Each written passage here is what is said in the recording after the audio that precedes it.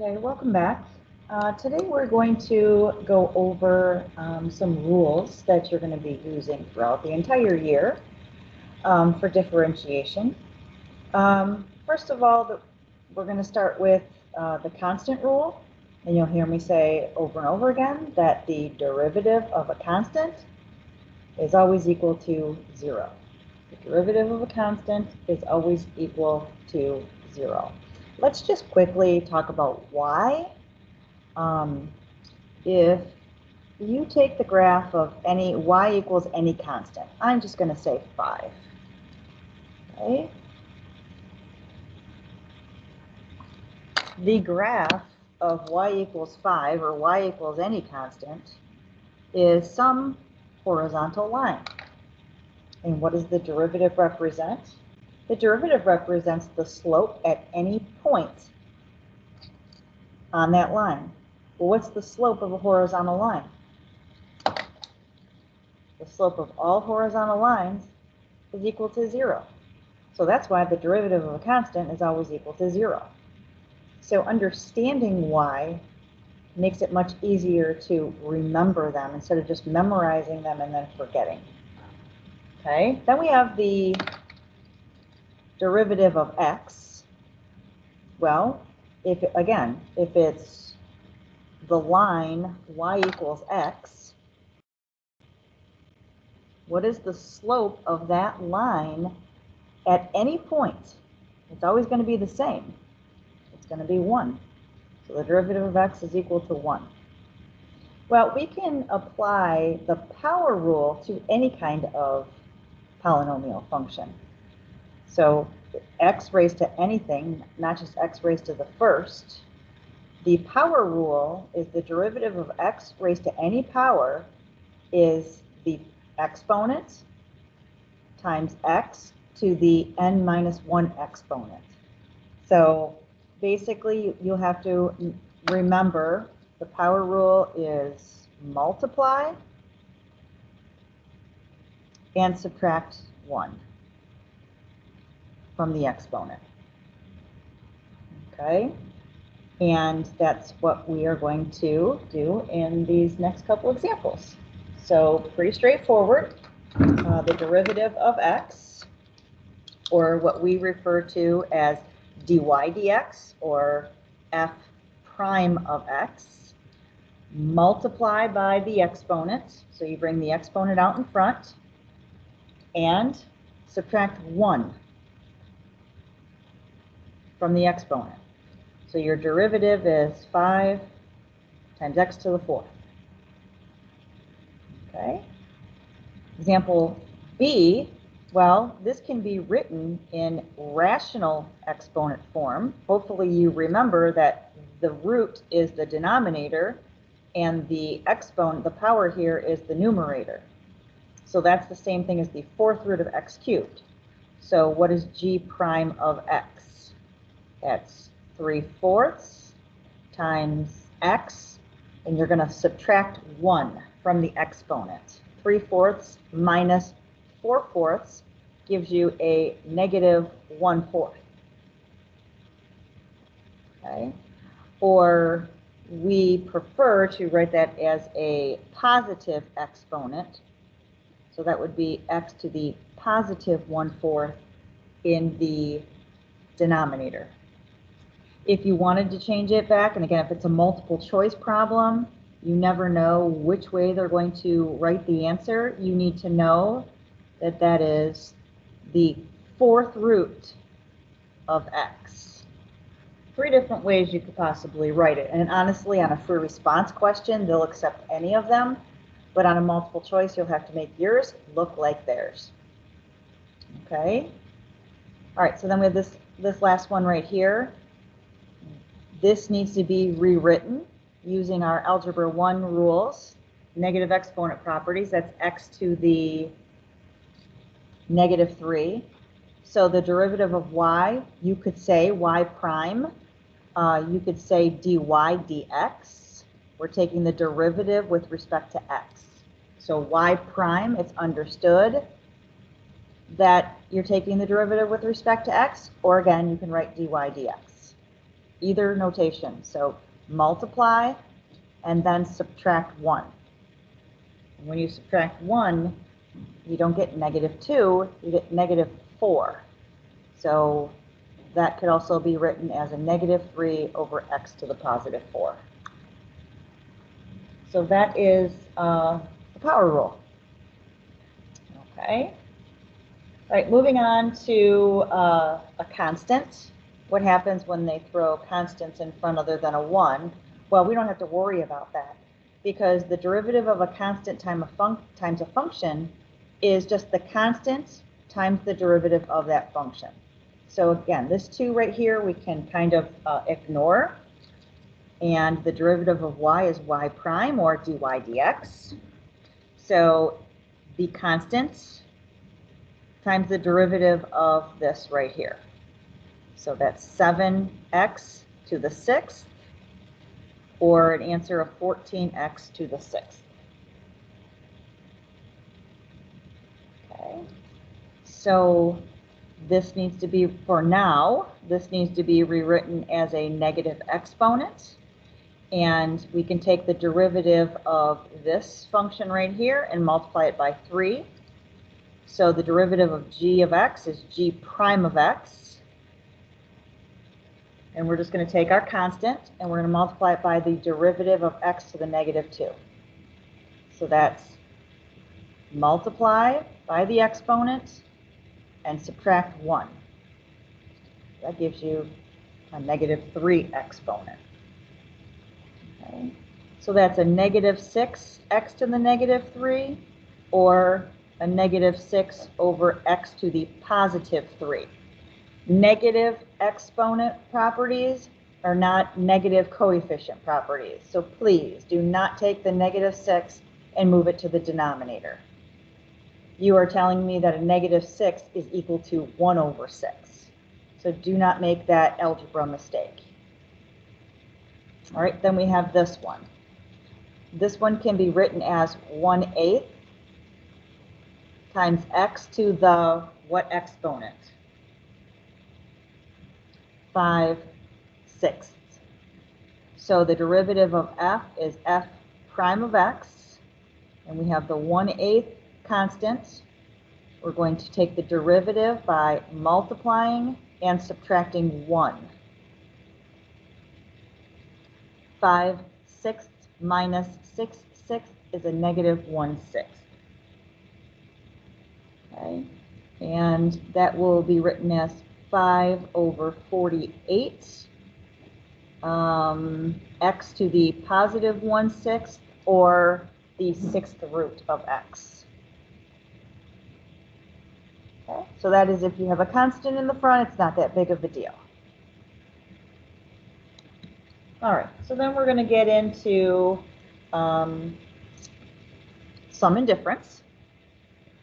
Okay, the sum and difference are pretty basic. Again, if you are adding two functions together, you can take the derivative of the first and the derivative of the second and add them together. So that's the sum rule. Same thing with the difference rule. Okay, now this right here is a quotient. That means division.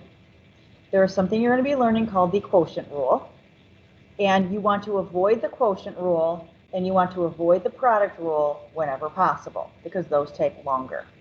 So I'll say that over and over again. Avoid the quotient rule and avoid the product rule. What I want you to understand is that you cannot take the derivative of the top and the derivative of the bottom and divide them. That's not going to work. You can't take the derivative of the first and the derivative of the second and multiply them. You will learn that in the next couple of topics. So in order to be able to do these problems, and when you do know the product and quotient rule, you always want to see if you can avoid them at all costs. So is there a way to make this not a quotient? You always want to see if you can simplify first. Simplify first whenever possible before taking derivatives. So if you remember anything from algebra, this is a common denominator for each one of those terms. So we can actually split this up as x cubed divided by x minus 4x divided by x plus 5 divided by x. Okay, so our f of x is x squared minus 4 plus 5. I'm going to rewrite 5 over x. I'm going to make it a little bit easier. That's going to be 5. Instead of x to the first on the bottom, that's x to the negative 1 in the numerator. So instead of x in the denominator, I moved it to the numerator using my Algebra 1 properties. If you need to review negative exponent properties, you can look that up on YouTube or Khan Academy. Okay, so I simplified this problem to make it easier to do. You always want to try to simplify first. So now when taking the derivative, f prime of x, you're going to multiply and then subtract 1, which would give you x to the first. The derivative of a constant is 0. And then the derivative of this one, you're going to multiply, and that's going to give you negative 5, and then you're going to subtract 1. That's the power rule. And that's going to give you an exponent of negative 2. Okay, which is the same thing as 2x minus 5 over x to the positive 2, again using your negative exponent properties. Okay, so you can take the derivatives of each term and add them and or subtract them. But you cannot take the derivative of the top divided by the derivative of the bottom, and same thing here. Product does not work. So we can't just take the derivatives. We have to make them a polynomial individual terms. So on this one, I can use FOIL, and I get x cubed. My outside is 3x squared. My inside is positive x, and then negative 3. So now I have a sum and a difference, and I can use my sum and difference derivatives, which says I can do each one individually.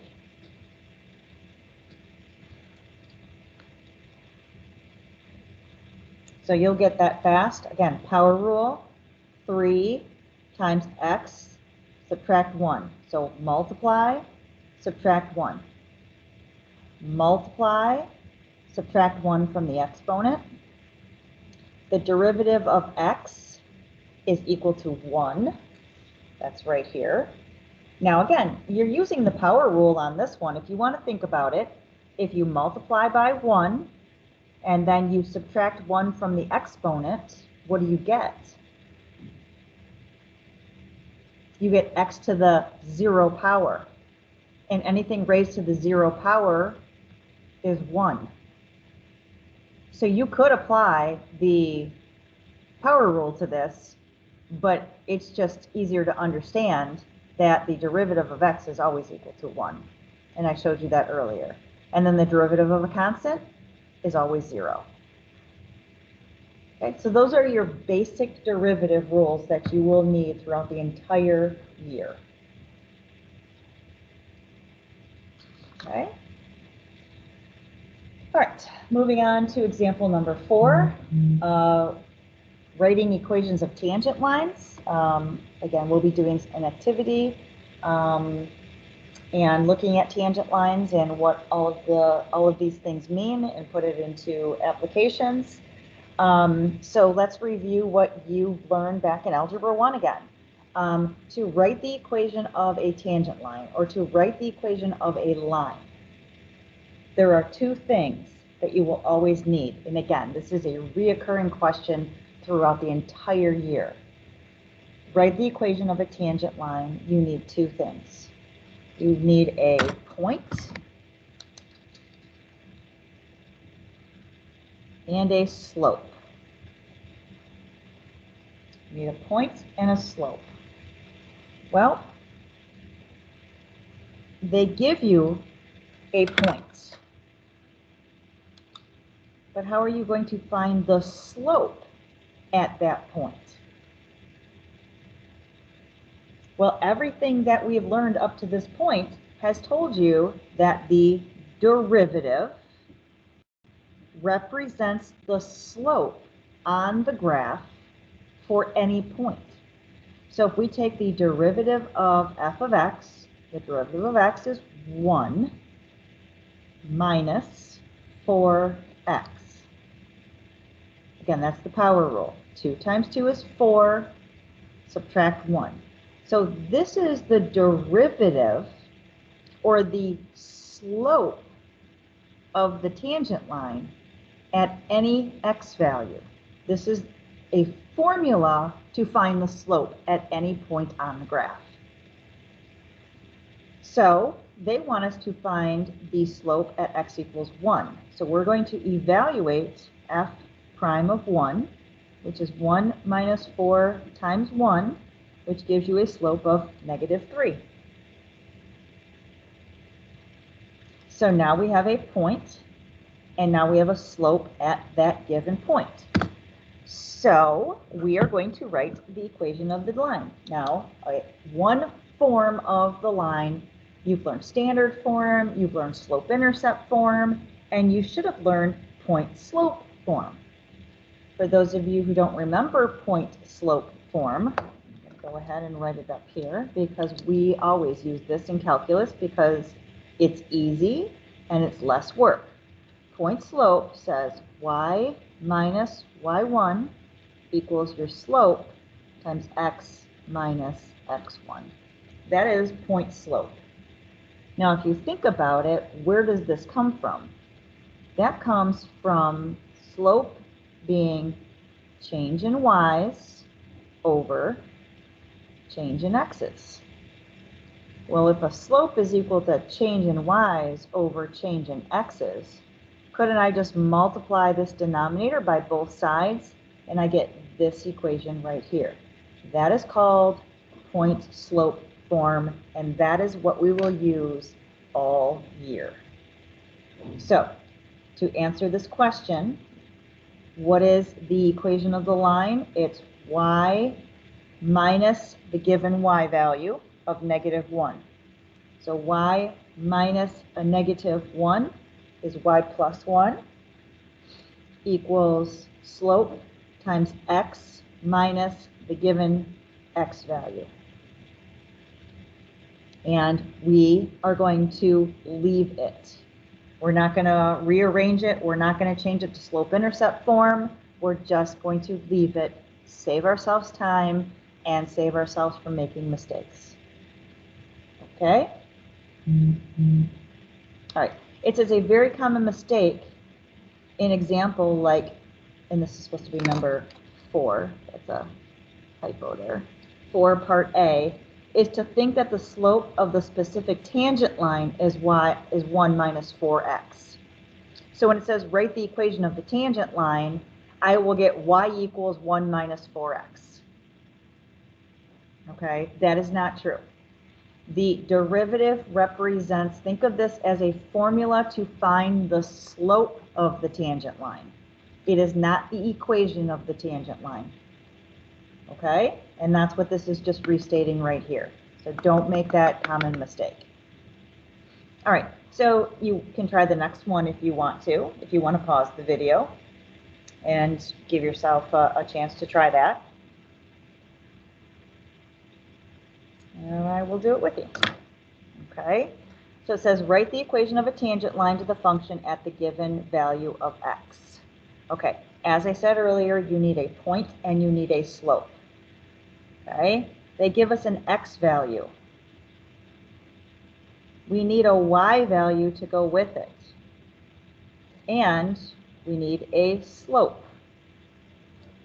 Okay, so if I give you an x value, don't overthink it. Okay, if I give you an x value, this means y. This is a fancy way of saying y. So if I plug 1 into here, I get 2 times the square root of 1. It gives me a 2. There's my point. So that's basic algebra 1. Given an x value, find the y value. Okay, now we need a little bit of calculus. Find the slope at this point. Okay, again, the derivative represents the slope of a tangent line. So let's go ahead and find the derivative of 2 square roots of x.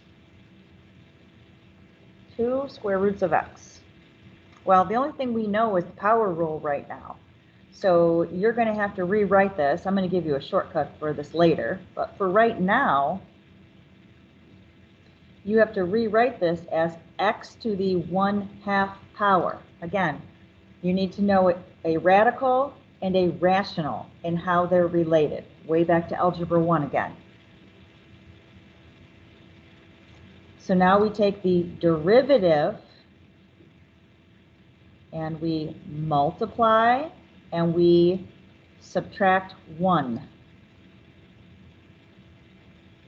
So that tells us that our derivative is x to the negative 1/2 or 1 over x to the positive 1/2 or 1 over the square root of x.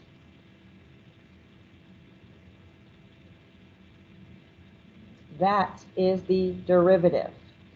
The first derivative is the formula to find the slope of the tangent line at any x value. Okay? So we need to find f prime of 1.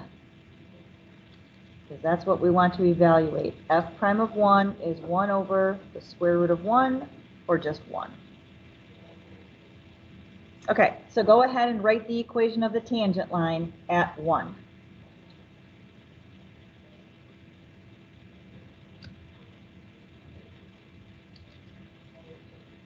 Y minus the y value of your point equals your slope times x minus the x value of the point.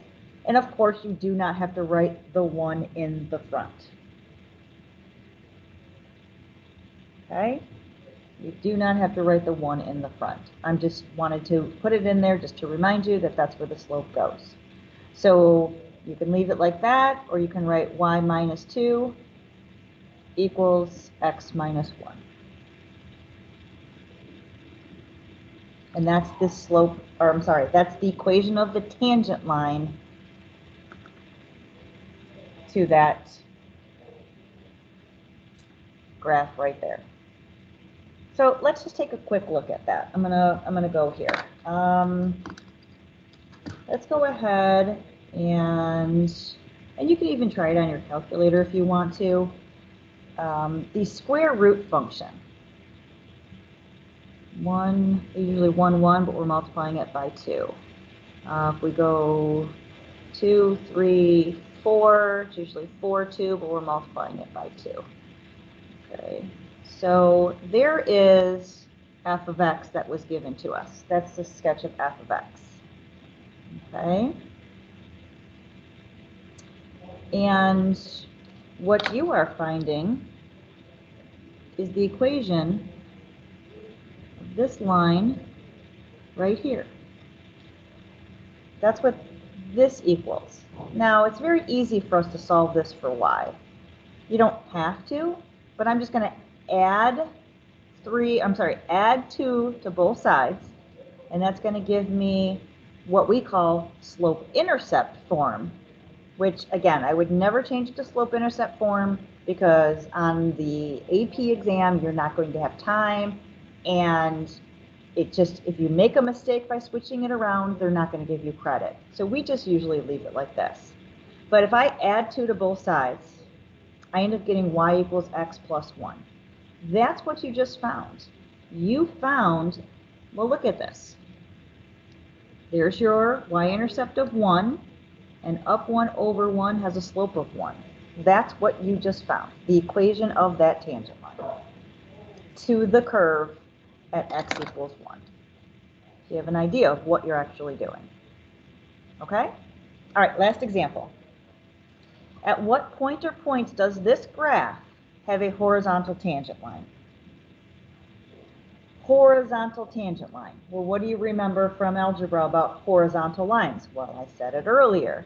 Horizontal tangent lines have a slope equal to 0. So they want to know, where is this going to be equal to 0?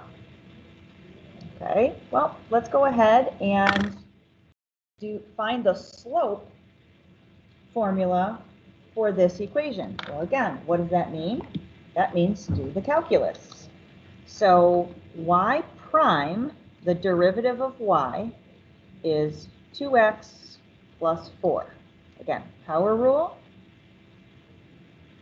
Derivative of x is just equal to 1 times 4, and derivative of a constant is equal to 0. So we had a power rule, we had the derivative of x, and we had the derivative of a constant. All right, so this is the equation for the first derivative, which represents the slope of the tangent line at any x. Well, they're asking us, when is that going to be equal to 0?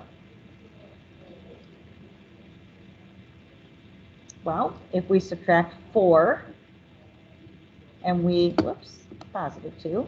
If we subtract 4 and then divide both sides by 2, we get x is equal to a negative 2.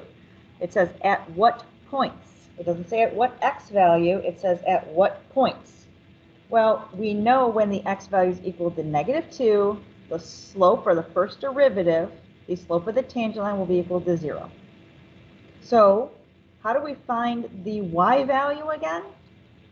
Well, again, if this is the equation, to find the y value that goes with it, you plug in the x value. Just common sense.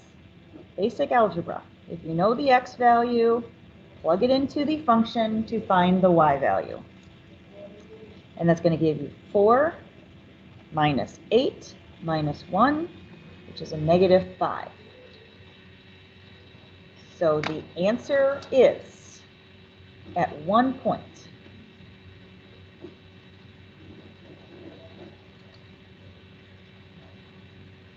Okay. At what point or points does this graph have a horizontal tangent line? And the point is negative 2, negative 5.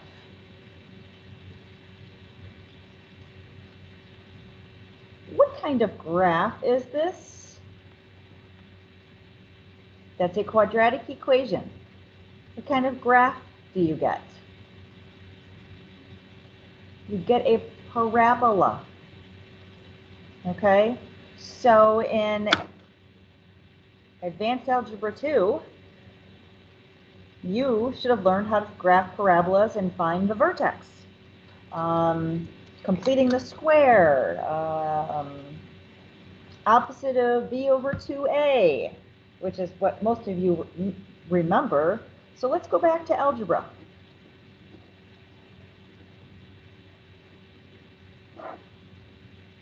If I gave you the equation y equals x squared plus 4x minus 1, most people did not want to complete the square to change it to vertex form, which is fine.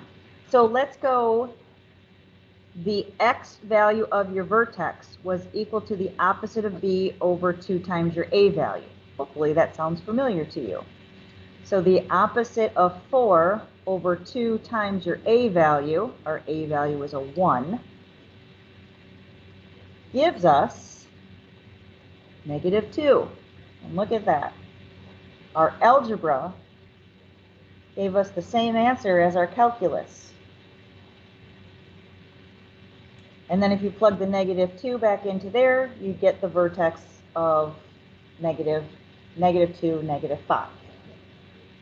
So what we have here, in essence, is negative 2, 1, 2, 3, 4, 5. Negative 2, 5 is the vertex, and this is a parabola that opens up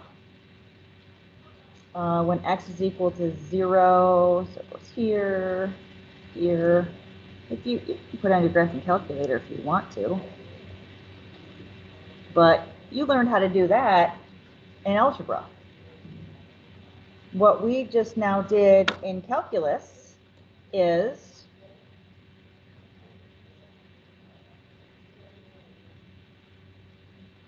we found the point, which in algebra you called the vertex. We found the vertex of the parabola using calculus. Okay, well, we don't just deal with parabolas, we deal with all kinds of functions in calculus. So that's why the calculus method, the first derivative, is going to help us easily find the point where your graphs have a horizontal tangent line. Okay? All right. And that is the end of these notes.